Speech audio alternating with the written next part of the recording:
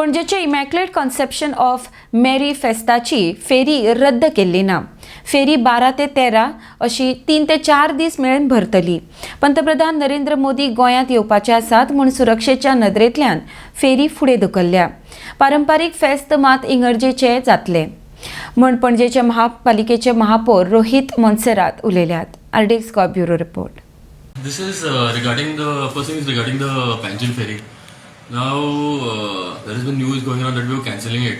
Now it was originally on the promenade. Okay, so that part now, because of security reasons for the Prime Minister's visit, we cannot have it there. So what we were planning on doing is, say, on the 12th or the 13th, for 3 or 4 days after that, we will have the ferry in that area once the Prime Minister leaves. Now there was a negative police report that had come that was advising us not to do it there for security reasons, because you cannot have setup, you cannot have vehicles parked on the road for those particular reasons. So it was not cancelled.